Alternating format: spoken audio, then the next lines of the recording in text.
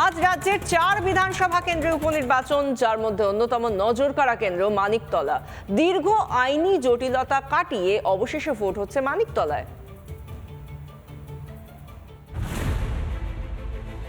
2 বছর আগে প্রয়াত হন মানিকতলার তৃণমূল বিধায়ক তথা ক্রেতা সুরক্ষা মন্ত্রী সাধন পাণ্ডে। কিন্তু বিজেপির কল্যাণ চৌবের করা মামলার জেরে এতদিন আটকে ছিল উপনির্বাচন। কয়েক মাস আগে হাইকোর্ট থেকে মামলা তুলে নেওয়ায় কাটে জট। ফলে এবার নির্বাচন হচ্ছে উত্তর কলকাতার মানিকতলা আসনে। লড়াই এখানে ত্রিমুখী। সাধন পাণ্ডের স্ত্রী সুপ্তিকে প্রার্থী করেছে তৃণমূল। তার লড়াই কল্যাণ চৌবে ও সিপিএম এর রাজীব মজুমদারের সঙ্গে। 3 বছর আগে 21-এর নীলবাড়ির লড়াইয়েও বিজেপির হয়ে লড়েছিলেন কল্যাণ চৌবে, কিন্তু সেবার প্রায় 20,000 ভোটে হেরেছিলেন তৃণমূলের সাধনের কাছে। তবে এবার অনেকটাই বদলেছে পরিস্থিতি। 20,000 থেকে তৃণমূলের ব্যবধান কমে এসে দাঁড়িয়েছে 3,500-এর আশেপাশে। লোকসভার ফলের নিরিখে মানিকতলা 16 ও 31 নম্বর ওয়ার্ডে এগিয়ে বিজেপি। লোকসভা ভোটে হিন্দিভাষী ও বহুদল আবাসনের বাসিন্দাদের বড় অংশের ভোট গিয়েছে এবার বিজেপির ঝুলিতে। উপনির্বাচনেও কি তাই হবে? চাকা ঘুরবে কি মানিকতলায়? রিপাবলিক বাংলা। রাজ্য জুড়ে হকার মুক্ত ফুটপাত চান মুখ্যমন্ত্রী, যা নিয়ে কড়া পদক্ষেপের বার্তাও দিয়েছেন তিনি। এরই মধ্যে নিউ টাউনে দেখা যাচ্ছে নতুন করে গজিয়ে উঠছে দোকান, দখল হয়ে যাচ্ছে সরকারি জমি। তৃণমূল নেতাদের মদতেই রাতারাতি এত দোকান গজিয়ে উঠছে বলে অভিযোগে সরব বিরোধীরা। ওয়েবেল আমি নিজের চোখে দেখে এসেছি পরশুদিন, কারো কথা না শুনে। কালো কালো টিপ্পল দিয়ে ঘেরা, একটু দূরে গিয়ে খাবে, খাবার ফুড জোন করে দিক একটা আলাদা। আমি তো করতে বারণ করিনি, যা ইচ্ছা তাই হবে, এটা আমি কিছুতেই সহ্য করব না। একটা করে নতুন ওসি আসে আর বসিয়ে দেয়, আর আমি ঘাতক ঝগড়া করব। আমি রাস্তায় গেলেই দেখতে পাই, পুলিশের চোখে পড়ে না, সব চোখে ঠুলি দিয়ে বসে আছে।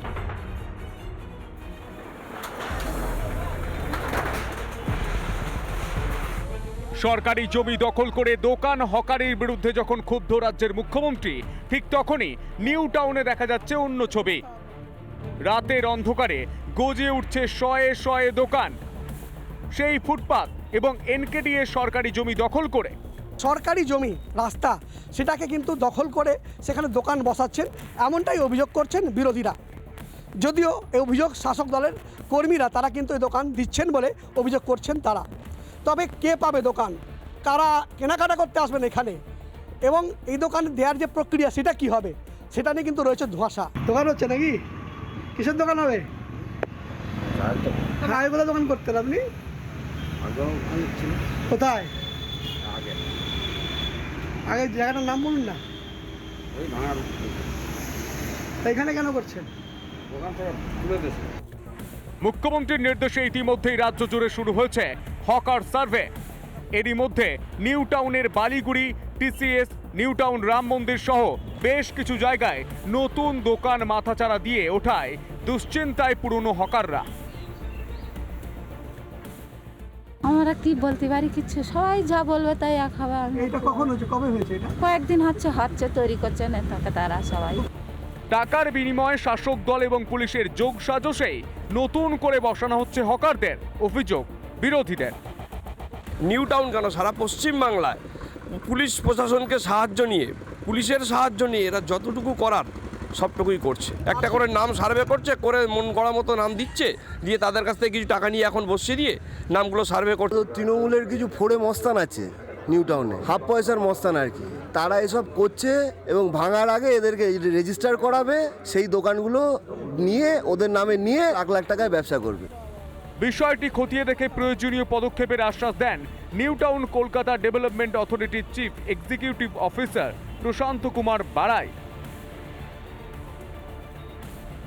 আমাদের টিম তো সার্ভে করছে এবং সঙ্গে পুলিশও আছে, তা আমরা ইন্সপেকশন করে দেখে নেব, যদি সত্যিই ওখানে নতুন দোকান বসে থাকে যোগ্য নির্দেশ নিয়ে যা পরবর্তীকালে আমাদের কাজ আছে সেটা আমরা করব।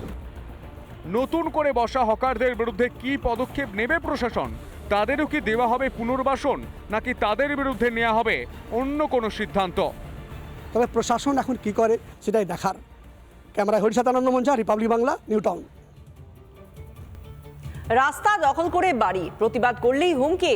শিলিগুড়ির 34 নম্বর ওয়ার্ডের মধ্য শান্তিনগরে এভাবেই গজিয়েছে বেআইনি নির্মাণ। কাউন্সিলর থেকে মেয়র বারবার দরবার করেও হয়নি সুরাহা। প্রতিবাদ করতেই বেধড়ক মার অভিযোগকারীকে। নাগরিক সমস্যা মেটাতে চালু হয়েছে টক টু মেয়র, কিন্তু আদৌ কি উপকৃত হচ্ছেন উপভোক্তারা? শিলিগুড়ি 36 নম্বর ওয়ার্ডের মধ্য শান্তিনগর এলাকার বাসিন্দা মধুমিতা রায় বলছেন অন্য কথা।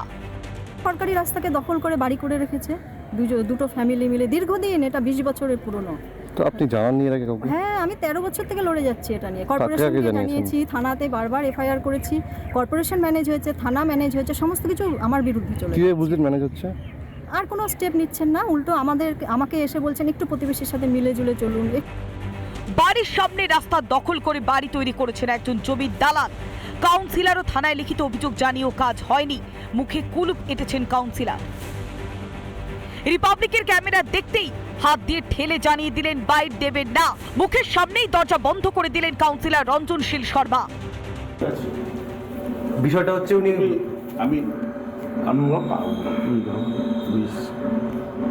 অভিযোগটা করছেন বলে আমি দুটো লাইন চালিয়ে দেবো। দুটো লাইন বলো। এই ঘটনায় শাসকের ভূমিকায় প্রশ্ন তুলেছেন বিরোধীরা। মেয়র যদি আজকে কাউন্সিলরকে একটা নির্দেশ দেয়, কাউন্সিলরের তো ক্ষমতা নেই সেই নির্দেশটা পালন না করার, তাহলে আমি কি এখানে বলতে পারি যে নিশ্চয়ই মেয়রের ওখানে রয়েছে, মেয়রের যোগাযোগ রয়েছে, মেয়র ওই জায়গাটায় মদত দিচ্ছেন। তবে কি কোনো ভয় পাচ্ছেন কাউন্সিলর? তার বিরুদ্ধে এই অভিযোগগুলো কি তবে সত্যি? সেটাই কিন্তু প্রশ্ন উঠছে। শিলিগুড়ি থেকে উন্মিলন সিনহা, রিপাবলিক বাংলা। মেটিয়াবুরুজের হাসপাতালে ছানি অপারেশন করতে গিয়ে দৃষ্টিহীন 20 জন রোগী। চিকিৎসার পর সোমবার কলকাতা মেডিকেল থেকে ছাড়া পেয়েছেন রেহানা সুলতানা। আগের থেকে বাঁ চোখের দৃষ্টিশক্তির উন্নতি হলেও করে দেখতে সেভাবে পারবেন, কবে তিনি ভালোভাবে দেখতে পাবেন সেটা এখনো পর্যন্ত অনিশ্চিত। এই চরম গাফিলতির দায় আসলে কার? নাকি সেবা ধর্ম পালন করতে ভুলে যাচ্ছেন চিকিৎসকরা? ডাক্তার কিছু বলছে না, ও বলছে তুমি আসো, আমাদের যত শক্তি ছিল আমরা করে দিয়েছি, এবার উপরওয়ালা। রাজ্যের স্বাস্থ্য ব্যবস্থা নিয়ে বড়াই মুখ্যমন্ত্রীর। আর সেই রাজ্যে স্বাস্থ্য সাথী থাকলেও ভরসা নাকি ভগবান, যার মাসুল গুনতে হলো ছানি অপারেশন করাতে আসা 20 জন রোগীকে। গত কয়েকদিন ধরে চোখের সমস্যা বা চোখের ট্রিটমেন্ট করাতে গিয়ে চরম সমস্যায় পড়েছেন প্রায় 20 থেকে 25 জন মানুষ। এই গার্ডেন রিচ সহ বিভিন্ন জায়গার 20 থেকে 25 জন চোখের ছানি অপারেশন করতে গিয়ে এখন এমন পরিস্থিতি হয়েছে যে রীতিমতো যে চোখে ছানি অপারেশন হয়েছিল সেই চোখে হয়তো ভিশন লেস হয়ে যেতে পারে। মেটিয়াবুরুজের হাসপাতালে বাঁ চোখে ছানি অপারেশন করেন বৃদ্ধা রেহানা। তারপর দিন রাত থেকেই মাথা ব্যথা ও অন্যান্য শারীরিক সমস্যা দেখা দিতে শুরু করেছিল। বদলে যায় গোটা পরিস্থিতি। বাঁ চোখে এই মুহূর্তে দেখতে পাচ্ছি না, ও বলেই দিয়েছে ডক্টর নি যে দেখো আমাদের যত চেষ্টা থাকবে আমরা করে নেবো। আমরা তো না যে নারকলের মতন কুড়ে বের করব, আমরা ওয়াশ করে ওই জিনিসটা বের করে দেবো। কলকাতা মেডিকেলে চিকিৎসার পর কিছুটা উন্নতি হয়েছে চোখের, কিন্তু এর দায় নেবে কে? ডাক্তারের ভুল। একটা নাজুক জিনিসে হাত দিচ্ছে, সে কি কেমিক্যাল দিচ্ছে ও বুঝতে পারে না ডাক্তার। এটা কি ছেলে খেলা হচ্ছে মনে হচ্ছে হসপিটালে। যা পাচ্ছে দিয়ে দিচ্ছে চোখে, সেটা কি জিনিস দিচ্ছে সে বলতে পারে না। মেডিসিন খারাপ আছে ও জাজ করে না।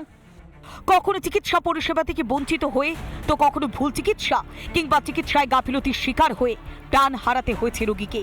ন্যায় সংহিতায় চিকিৎসকদের জন্য করা আইন এনেছে কেন্দ্র। সব জুনিয়র ডাক্তারদের দিয়ে যে অপারেশন করালো, এর দায়টা কে নেবে? সেই ডাক্তারকে হয়তো সাসপেন্ড করে দেবে। তো সাসপেন্ড করলে কি এর চোখটা ফিরে পাবে? যে ডাক্তারকে দিয়ে করেছে তার অবশ্যই প্ল্যানটি হওয়া উচিত আছে। এই ভুলের জন্য একটা কড়া শাস্তি দরকার, কিন্তু এর দায় নেবে কে সেই প্রশ্ন করছেন ভুক্তভোগী থেকে প্রতিবেশী, কিন্তু কেউই এখনো দায় নিচ্ছেন না। ভিডিও জার্নালিস্ট রাজশেখর দাসের সঙ্গে সৈকত, রিপাবলিক বাংলা, কলকাতা। চুরির অভিযোগে ধৃত যুবককে লকআপে মারধরের অভিযোগ। জামিন মিলতেই অসুস্থ হয়ে মৃত্যু যুবকের। পুলিশের মারেই অসুস্থ হয়ে মৃত্যু, দাবি তার পরিবারের। দক্ষিণ 24 পরগনার ধোলায় বিক্ষোভ, প্রতিবাদে থানার সামনে ধন্যবাদ। পুলিশকে লক্ষ্য করে ইট পাথর, স্থানীয়দের লাঠিচার্জ করে বিক্ষোভকারীদের, হঠায় পুলিশ।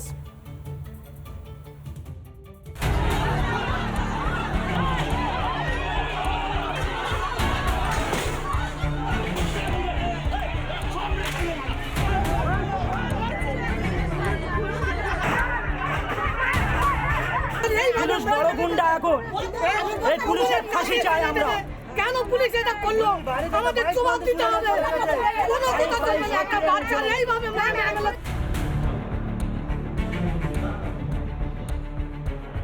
চোর সন্দেহে ধৃত এক যুবককে থানায় নিয়ে গিয়ে পিটিয়ে খুনের অভিযোগ পুলিশের বিরুদ্ধে। অগ্নিগর্ভ পরিস্থিতি দক্ষিণ 24 পরগনার ঢোলাহাটে। রাস্তায় নেমে তুমুল বিক্ষোভ মহিলাদের, ব্যারিকেড ভেঙে থানার দিকে এগিয়ে যাওয়ার চেষ্টা।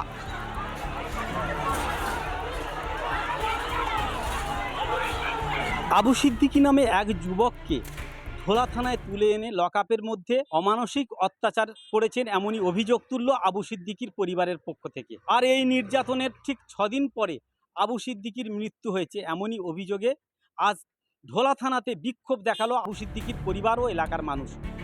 4 জুলাই কাকদ্বীপ এসিজেএম আদালতে জামিন পাওয়ার পর অসুস্থ হয়ে পড়ে যুবক। সোমবার কলকাতার বেসরকারি হাসপাতালে মৃত্যু হয় যুবকের।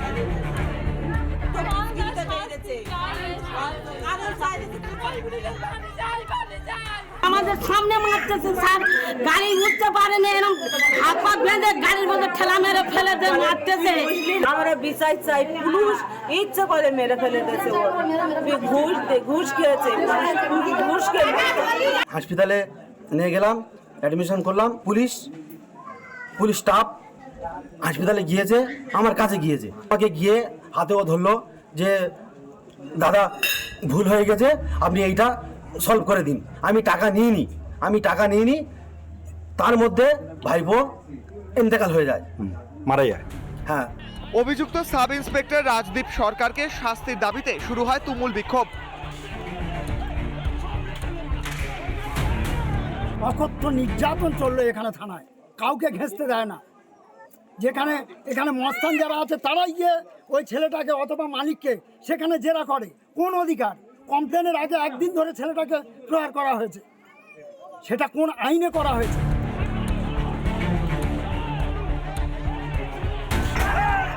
ঘটনায় পুলিশের ভূমিকা প্রশ্নের মুখে।